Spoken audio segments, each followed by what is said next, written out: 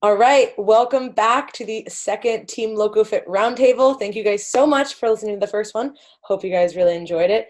And it is myself and then coaches Jillian, Karina, Lauren, and training director Ryan, who looks so happy. Hopefully he'll record like this like he was when we first started out. That was perfect. So today's topics are going to be a mix of things that have been happening this week. Honestly, they're all super, super current that we've been dealing with as coaches with our clients.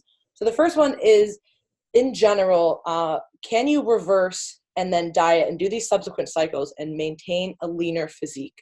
And the answer is yes for most people. So in general, the goal for a lifestyle client would be to embark on a journey where they are doing weight loss efforts over time and they are maintaining their weight loss over time. Now, as we all know and we've all talked about on many different occasions, you can't just diet forever, right? And there is going to be some kind of weight regain after a diet, and that's normal. And most people do not have enough muscle mass in order to maintain, like, they don't just diet once and they're like, oh, perfect body comp. Like, they want to improve. So they want to gain muscle mass, but they also want to get leaner. So how we typically achieve that with lifestyle clients is going through these cycles of dieting and reversing. But the question from one of my clients was, can I maintain a leaner physique after many cycles of this? And yes, you most definitely can. But the problem is, typically this takes many, many years, and people don't like to hear that. Unfortunately, this client would be totally fine with that because she's awesome and very long-term goal-based. But in reality, if you're looking to have the very lean, not very lean, the lean for you, leaner than you are right now and more muscular than you are right now physique, and maintain that year round, it might take 3, 4, 5 years to get there. It is possible, and that is the goal of those cycles, but it's not going to be a quick answer. Yeah, so keeping the long term in mind is like the biggest thing here, because a lot of people these days want the quick, fast results. Oh, I dieted down once and I should be where I want to be, but that's not the case for like pretty much everyone. So, and even if you go through a dieting phase once and then a reverse phase once, you're still probably not going to be where you ideally want to be. So again, like having multiple phases of those and keeping consistent with those phases is going to be really important. I also think keeping in mind that this is a physiological thing that's going on, like your body is trying to maintain homeostasis at a set point. Now that range is different for everybody. I think the set point can really be anywhere between, say, like a range of 5 to 15 pounds comfortably. So it would be very difficult for you to go over that weight, and rather you'd have to put in a decent amount of effort to get under that weight. So you have to think about the work that you have to put in order to get down to your desired weight. Can you maintain that forever? That low calorie, that amount of cardio, whatever it took to get there? Probably not. So therefore, we need to slowly increase, slowly decrease back. But it's all, your body is smarter than you. It does not care if you have a 6-pack, it's just trying to survive. So you need to keep that in mind, and it's going to be a process, but yeah, it's absolutely possible. And it's not, I think for most people, just from a genetic standpoint, it's probably not likely unless you are coming in extremely overweight. For, say, somebody like us that has kind of been through this to now sit at 20 pounds lower of our set point, probably not realistic. But to be able to sit, 10 pounds lower, 5 to 10 pounds lower for sure. And not just the weight, but also a better body comp overall. So better muscle development, things like that, because we know that weight is just kind of a data point. So you can look very different at the same weight. And that's what we are typically after, is a better overall physique, not necessarily the weight on the scale. And just kind of to harp more on what Lauren, the blonde Lauren just said, is that like I also have seen people change their set points. So that's kind of like the point of doing these cycles of dieting and reversing, is to create a new set point. And like she said, your new set point isn't just going to be like 20 pounds lower in 1 year. It might be 5 pounds lower in 2 to 3 years. But as I said before, bodybuilding or fitness is a lifestyle. It's got to be, it's not something that's going to happen overnight. Just like Jillian said, I have nothing really significant to add. You guys all three hit the nail on the head with this topic. So. Well, one thing I think we can add to particularly is with training and body comp changes. So a lot of people will undervalue how many improvements you can make just with better training and better like muscular development in that sense. And it's really, really easy, particularly for women, to focus on diet and cardio just because it's not a stereotype. I'm just saying from the hundreds of clients that we've worked with, that is typically just what I see. But the training consistently, I mean, we've seen way different body comps at the same weight. And that is, I think a lot of people just, unless they've had a really, really solid athletic background, and even if they've had a solid athletic background, now they're 20 plus years removed from that, you don't just maintain that forever, So I do think that the hard, consistent training is so vital to this kind of long-term weight maintenance at a lower set point or settling point. We could, I guess, argue about the set point, settling point thing, right? But in general, if you're trying to have this leaner body composition, well, you can look leaner too, just in general, if you have more muscle. And I also think that really harping on the importance of training is a good way to kind of explain to clients that that's where you should be putting those extra calories. So when we're coming up into a reverse, use that extra food and fuel towards your training. And that will also just help in general to alleviate any unwanted body fat gain. And then we can, depending on the advancement of the athlete, we can talk about maybe some nutrient time, those carbs around the training to really try to optimize everything that we can in the off season, because that's what it's all about. And you can't just look at, oh, I'm not in a diet phase anymore, like, woe is me. No, all of this is your diet phase. You know what I mean? Like, you have to put in the same amount of effort in both directions to get the result that you want. Yeah, and I think that perspective shift as a coach communicating to the client is super important. Like, okay, we're done with this diet. Now we're not just focused on what you look like. We need to focus more on your performance in the gym, because the work you put in now is going to affect your next diet and your next fat loss phase. And how successful we are here is going to determine whether or not, like, yeah, dieting anytime is going to be hard, but it's going to determine on how unhealthy we have to get on that spectrum. But yeah, I think a lot of people underestimate how important the off season really is in order to actually make those substantial changes for the next time you step on stage. And I see a lot of girls fall into that trap of like, oh, I got lean once, I could just stay here and like somehow make improvements or somehow put on muscle when you're still not eating anything and doing a shit ton of cardio. So again, the off season, you're going to have to work just as hard in the off season. And I think it's even more important for you to understand that those perspective shifts, like Karina just said, are going to help you they're going to make it a way easier transition for you, rather than just focusing on how you look and how lean you are, because you're not going to make any progress if you don't shift your focus on training and making those changes. I've found that it's especially helpful for competitors to like focus as the off season as part of like their competition prep. Yeah. For the mentality of the off season, they have to realize that trying to walk the line of like trying to stay lean for too long, you're going to start basically riding two horses with one ass. So you're not going to get the results that you want, and have to just be able to step across that calorie surplus line and comfortably be there. And that's the best way that you're going to put on muscle mass. So you do the phase there, and then once your body changes the new set point of muscle and you're used to having that new muscle mass, now you can diet down a little bit, because if you don't keep that long enough, you start dieting, you're going to lose it immediately. So that's the same idea as changing the set point of your body fat for a long period of time. For 4 or 5 years down the road, you're a little bit leaner than what you used to be. 4 or 5 years down the road, you also want to be a little bit more muscular. So think of that as the two opposite. I like that. I mean, that better be a big ass if you're riding two horses. I've never heard that before in my life. What? I haven't either. Me neither. What? I love that. I've never heard that before. This is like Florida shit. I don't know. Apparently. This is some Davy shit. Yeah, it has to be. It involves horses, right? Yeah. Like, all right. So transitioning to our next point is something that I see a lot, and this is a good thing in a dieting phase, but can be an issue when somebody is in a calorie maintenance or even surplus. And this is volume foods. So if somebody is dieting, right, whether it's a non-competition client or it's a competition client, you're going to be hungry. Hunger is probably the worst and least manageable side effect of dieting, unfortunately. A lot of the other stuff we can kind of, mitigate a little bit easier, but the chronic hunger is pretty frustrating. So one thing that people do, of course, is use high volume foods. And this is an awesome tactic. It still doesn't replace the fact that you're not eating a lot of calories, but it does help. However, you're out of a dieting phase and, now you've, let's say, transitioned out of the first few rough weeks of lower calories. And now you are, at either maintenance or a little bit higher than maintenance. And you're still relying on super, super high volume foods because you're so hungry all the time.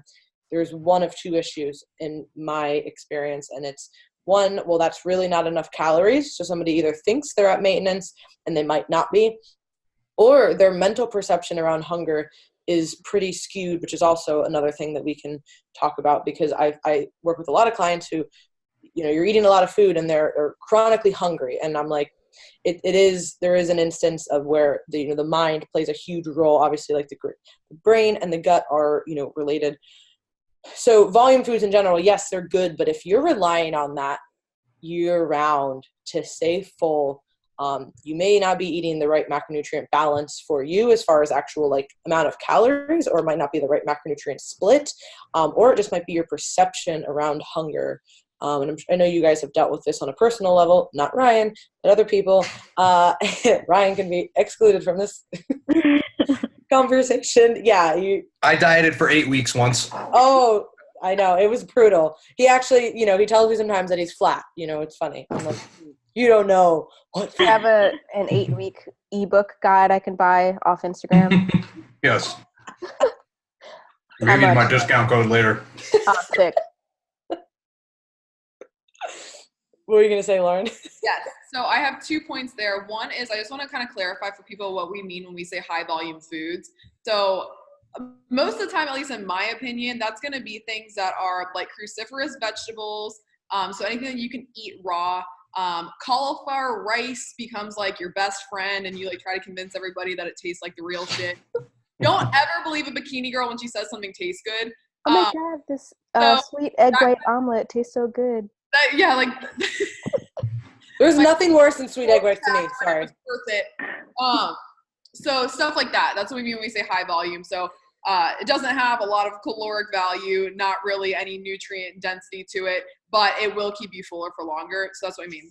Second thing with that too can be sometimes I find the almost like binging on the voluminous foods to be kind of like an orthorexic thing that comes up post-show. It's because you feel like it's okay if you're eating those kinds of foods in large quantities, when really had you just had a normal amount of something else, you would have been way more satisfied and you wouldn't be feeling this urge to do that because you were fulfilling a craving or whatever the case may be. So I think that tends to be like the mental side of it that Lauren talked about. I know that I have certainly been there where you almost feel like you're overeating these voluminous foods, but you're not satisfied. So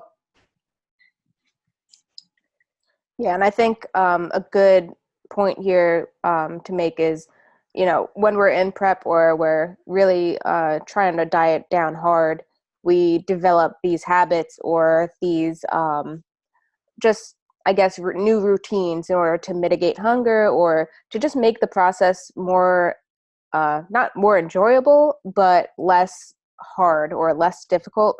And I think a lot of people could kind of get skewed after that and really not know how to go back to normal, I guess, in quotations, because a lot of people diet down for way longer than they should, or stay in that dieting phase way longer than they should, and they get accustomed to these certain habits or these certain ways of eating, so then they rely on them even when they're not actively dieting. And I think it's kind of a red flag to me when someone is actively out of a dieting phase but still maintaining those habits. And this isn't to say to start eating diet phase, to just eat calorie dense food, never have any volume, fuck salads. But if you're every day I'm having 6 bowls of salad and I'm still hungry or whatever, I do find that there can be, it's like, hey, well, maybe we need to revisit like how many calories you're eating, and everybody's levels are different. So I think that people will find as they, as you guys coach, a lot of people kind of fall within these norms, right? Of like, okay, you eat around this much, you're pretty hungry, eat around this much, you're kind of full. But there's always going to be outliers, right? So there's some people who you can absolutely crush with low food and they're like, I'm fine. And then there's also people that you can have pretty high calories that we would consider, and they're just not full, right? And that could be, a whole host of other things that we could talk about at a different time. But some people are just require more calories in general. Like their lives are a lot more active than others. But I think too, in both instances, but particularly in a dieting phase, one of the most beneficial things that I've experienced is honestly just embracing the hunger. Like, yes, doing normal things like making sure that you're sleeping enough, drinking enough water, having voluminous foods. But no matter how much you do that, if you are in a true calorie deficit where you're depleting body fat, you're going to be hungry. And accepting that almost makes it better. And I almost find that sometimes when people try to mitigate it too much by having 17 salads and 100 seltzer waters, that they almost become more focused on the hunger instead of just kind of sitting with it. And I know it's easy to sit here and say, when I'm obviously not lean, like, just sit with your hunger. But I've, been there many times, and it is a process. So that's also why, like, you have to, when you want to diet, you have to be in that place to actually diet. Because if you just haphazardly go in and out of it and you're not ready mentally for it, doesn't matter if you're doing a contest prep or not, if you're trying to get leaner than you currently are, it's going to be a challenge. So that's, I guess that's a whole different tangent. But, yeah, and it sounds like very simple and like, duh, but don't complain, because the more that you complain and talk about how hungry you are, the more it's in your mind, the more you're focused on it. And also you're pissing everybody else off around you because they didn't make you do it. You did it to yourself. So that's just like trying to keep your mindset on the goal, and maybe not these other, less than optimal adaptations that you're experiencing along the way. Just remember the why behind it. And remember that part is temporary, and it is a means to an end, essentially, if your goal is, say, like a competition. Yeah, and I would say, like, another kind of going back to red flags, one to look out for is, like, if you are not dieting and you feel almost dependent on something. Like, I have known someone to literally eat 12 sugar-free Jellos every single day and have at least 3 with every single meal. And it's just like, oh, that's what I use to satisfy my sweet tooth. Like, no, you can have one normal cookie at the end of the day if you need it. And then when it's that extreme, then you kind of see that as someone is now depending on it. And so I think that is, like, not, obviously it's not healthy, but that is also something that needs to be like, okay, it is okay in this sense to, like, fulfill that craving, because it might be more healthy to just, like, have what you actually want rather than, eating like 12 sugar-free Jellos a day. When you're not sugar's bad for you. Once in a while. No, yeah, I think shoot, what was I gonna say? But back on, like, kind of piggybacking off of that, and then also the hunger thing. I think a lot of people are so scared to be hungry, or like they're just, it's like the worst thing that could possibly happen when you're dieting. Like, oh, I want to diet down, but I don't want to have any of the negative side effects of it. I just want it to be easy. And that's not like, it's part of the process to be hungry. And I think what Lauren said, just accepting it and sitting with it and kind of just being like, yeah, I'm hungry, but it's not going to kill me. It's going to make it a way easier than just, getting all these obscure diet foods or like chugging a bottle of seltzer every day, And this could maybe be a topic for another day, but where we could maybe discuss kind of, the hunger starts to become normal when you're in a dieting phase. So when you come out of that phase, you don't really feel hungry. It can often get confused for, I'm bloated, I'm overeating, but really you're just full. Yeah. And you haven't been experiencing that for a long time. And so it feels uncomfortable. And that is also kind of the psychological aspect of this that is it can be so strong. And it's just trying to regain, because your hunger signals, as far as like, I am starving, were there. But now, like, I am full, I am actually hungry. Those are things that we have to work to kind of re-recognize. Yeah. And if you're, like, thinking about whether, kind of going back to what Jillian said, if if you're afraid of, don't start a diet. Like that's just what's going to happen. And if you're not like ready for that, going back to last week of like client expectations of like what is going to happen, like you're going to be hungry, you're going to be cranky. If you're not ready for that, don't diet, because that's typically what happens for most people. Some people can just get lean if you're genetically blessed with, and like be totally fine the whole time. I am not one of those people. We hate those people. We want to kill those people. I think like just wrapping that up, probably the best perspective of just in general I've ever read was Man's Search for Meaning. It's a book by Viktor Frankl. He was a psychiatrist who went through three different concentration camps in Nazi Germany. So he made it through and somehow figured out the meaning of life was suffering. And so if he can figure that out, I think we can all make it through a 20-week prep. Just saying. Mm-hmm. But it is a really good book, and it does provide a really, really good perspective just in general about life and suffering and hardships. So you don't want to add anything about the hunger and volume food, right, babe? No. Ryan eats the opposite. He eats like the lowest volume for calorie density. It's like, oh, I'm never hungry. The best thing I took out of all that was when Lauren said less than optimal adaptations. That was probably the funniest thing out of that entire conversation. Yeah, Ryan chooses to eat. Like last night, he's like, I'm not even that hungry. I was like, can't relate. Can't relate. I guess I'll go drink some olive oil. Yeah, pretty much. Protein shake and a bowl of cereal. Yeah, this man-child. All right, so the last one is another diet one, but it's, again, kind of mentality. And it's the idea of, okay, you've now finished, let's say, either a diet or a competition diet, which is basically the same thing, but just a lot more extreme because of the body fat level or the body fat that you've lost. And should you add an untracked meal right away? And we are all big fans of untracked meals, intuitive days, whatever you want to call it. Everybody calls it something differently. I like the word untracked meal or untracked days personally. I just find that's better semantically. But should you add that in right away? Like somebody, let's say, has been dieting and cranking out a deficit for months and months and months, and they've lowered their body fat. They've lost a ton of fat mass as well as fat-free mass. So now their hyperphagia is out of control. And now really the most important thing, aside from the physiological things, is that psychologically now you no longer have the carrot on the stick dangling for the competition prep, and you have nothing to hold you accountable, which is why you see people crumble after contest prep, and people don't understand this. And until you've been there, you have no idea. Like literally as soon as you step off stage and you know that it's your last time, it's like fucking hell breaks loose mentally, unfortunately. So not for everybody, but a lot of times if you've kind of pushed past that limit. In any case, is this a time to add in an untracked meal?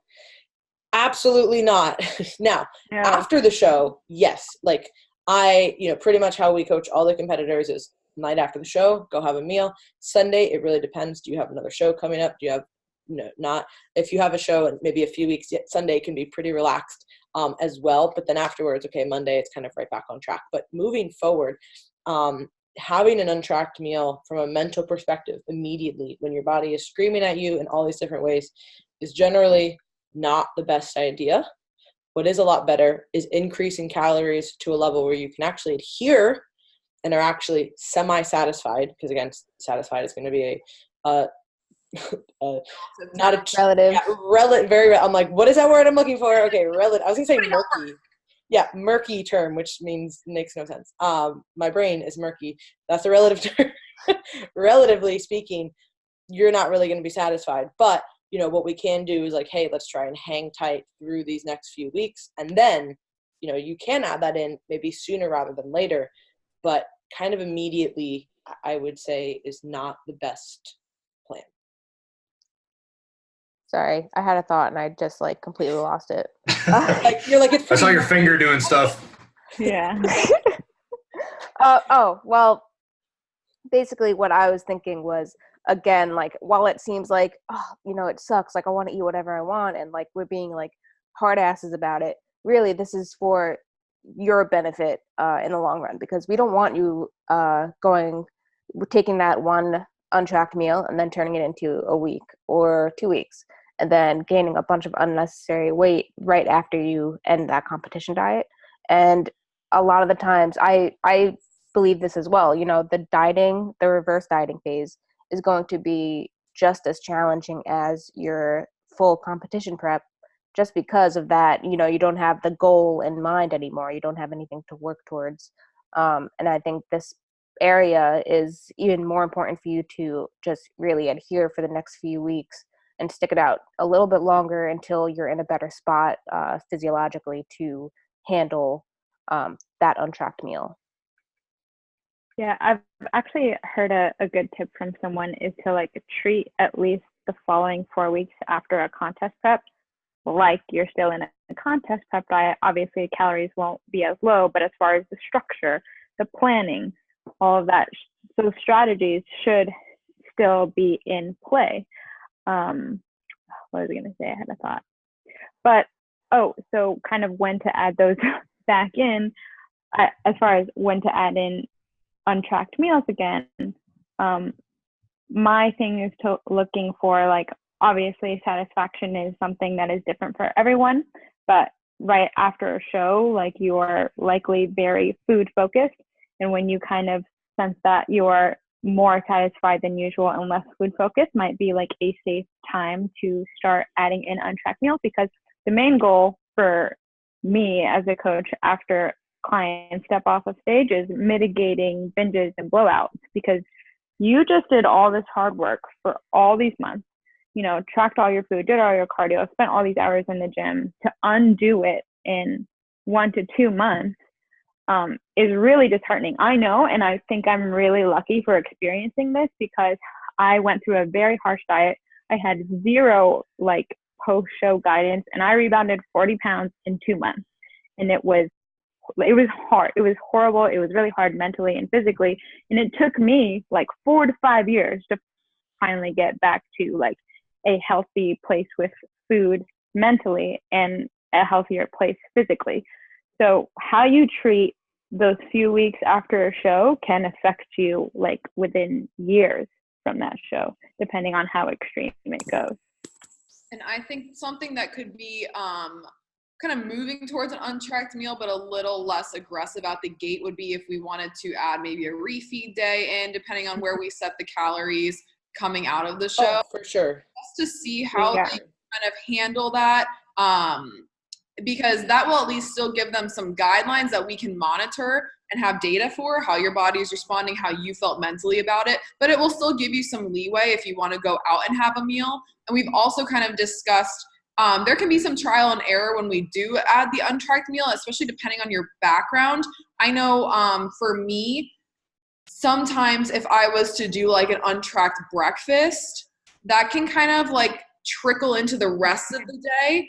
Whereas if you kind of eat mindfully throughout the day and have an untracked dinner, way better, because now you have the rest. And Lauren and I actually once did, I was kind of struggling, because it can mentally be challenging too to go into an untracked meal, because you have worked really hard throughout your diet, and you're and mentally you're is this going to be it for me? Is this going to blow it this one day a week? If you're eating 35 meals a day and you have one off, no, you're fine. But you're a whack job because you're coming off of prep and you don't know that. So what we did was she gave me kind of targets to hit outside of the untracked meal. That way I still felt like I had some accountability and structure and felt good going into the untracked meal mentally. And then after doing that a couple of times, you can develop some more trust with yourself. Just because when you're strict like that for so long, it's kind of hard to know, am I going to be able to handle this? And so I think setting those guidelines up for me when we did that was such a great call, because I still felt good about it. Yeah, the dinner thing is game changing, because I think we've all been there where you eat, because when you're going out to eat a big breakfast, you're not eating egg whites and shit, right? You're eating the more calorie dense sweet, typically it's sweet stuff. I feel triggers this for people. If you only have savory, it's not as big of a deal, but most people are having sweet and savory. So if you're adding in this kind of savory stuff, the sweet stuff, you're going to get, some kind of obviously spike and then crash. And then you're going to say, well, I've already kind of eaten this earlier. I might as well just continue to eat shit. And literally without fail, I feel that happens almost every time. So it's just a lot better in our experience to do the untracked dinner. So I usually, when I say untracked meal, I usually almost always say untracked dinner, unless it's something where somebody's like, hey, I have a brunch for XYZ, then okay, yeah. And then we just got to be a little bit more mindful later. And yeah, I didn't mention that to begin with, sorry, but typically always out the gate, even if somebody hasn't had refeeds in their diet, I typically always want to add back in 1, potentially 2 refeeds for the post-contest period in their reverse, because again, that is going to be a little bit more of a mental break for them and more calories. Yeah, and I think just to piggyback off of what you and what both Lauren said, The Lauren. I think the Laurens, Lauren times 2. Anyway, so I'm done. Anyway, so I just think something big here is also just level of experience. So I think, me, Lauren, Karina, we're in a good place where you could probably trust us a little bit more. We can trust our own judgment a little bit more. But clients who are relatively new to competing, or those who have had bad experiences and haven't really worked through those yet, those are more important to really take into consideration. And I think as you work with a client through season after season after season, you get better at knowing where your client's at mentally, and then also being able to better have a good game plan for them right out the gate. So I know Lauren said that she was given kind of like targets before the untracked dinner, and I know that we basically stuck with your typical reverse diet, and then I kind of had like a untracked mindful week when I was on vacation. So it's all dependent on the client and their level of experience, and then also their mentality at the time of their, dieting phase. Is everybody done with their serious stories? Because I've got a great one. I was just going to say, could you please tell the story, babe? The Dave Tate one? Yes. Yeah, okay. So Dave Tate, he's the founder of Elite Fitness, Elite FTS. He worked with a coach named Justin Harris, who's a professional bodybuilder, and from what I understand, a pretty good coach. I like his material that he puts out. And he worked with Justin basically right after he quit powerlifting. He was like forced out of the sport because of injuries. He was 308 pounds, just big, bloated piece of fat shit. And he diets down to like 230 or 240 or something. Like, he was basically 3 weeks out from a show. Like, he could have got on stage. And they took pictures and everything. So they gave him a refeed or an untracked meal or something, whatever you want to call it. And Dave didn't have any like regulation or like any kind of like structure for it. He's like, just have an untracked meal, here you go. And he fucking ate 13,000 calories or something in an untracked meal, and he was eating for like 2 or 3 hours or something. Yeah, there was a time limit, wasn't there? No, so Justin made a time limit after working with Dave, okay. And he moved it to where it's just an untracked dinner or like a refeed dinner or whatever. It was an untracked dinner. So what Blonde Lauren had said, where if you try to do it earlier in the day, it kind of like seeps through into the entire day of high calories. So he moved it to just dinner, and then they had a time frame on it where like you couldn't be eating more than like 5 minutes or something. Yeah, literally, he was like, "Oh, how did the refeed go?" He's like, "Well, I had." He's like, "What?" Vacuum of food. Yeah, he was like, "Dude, we literally can't undo this damage. Like, you cannot do enough fucking cardio in a couple weeks to like unfuck what you just did." Oh my! Like those 10K challenges. Mm-hmm. Yeah, he just in one meal. Yeah. Oh my god. Yeah. Like, depending on your calories, that could be like 1.5 times your week calories in one sitting. Mm-hmm. That's insane. I know. So I thought that was one of the I'm like challenging Dave. Literally, that was one of the funniest stories I'd ever heard about like refeeds and stuff. And yeah, that just speaks to why it's so valuable to have some parameters with clients. And again, it's going to be very different, post contest versus post diet, but even just, with lifestyle clients, sometimes people have way more susceptibility to issues with the untracked meal. But then at the same time, being super, super restrictive and always tracking everything perfectly is not the answer. So as always, it's kind of a blended approach, and that's what coaching is. And you have to work with somebody who understands that. And there are going to be levels and, seasons of things like where you need to be very rigid and a little bit more flexible, but still kind of always blending the two. Like, you're never going to be like, you can never be too flexible, but you can never be too rigid for too long, honestly. So there, bam, I feel like that was a semi-decent ending. And yeah, we really appreciate you guys for tuning into this. We are so excited to continue doing them. Thank you for all the feedback on the first one. If you guys like this one, let us know as well.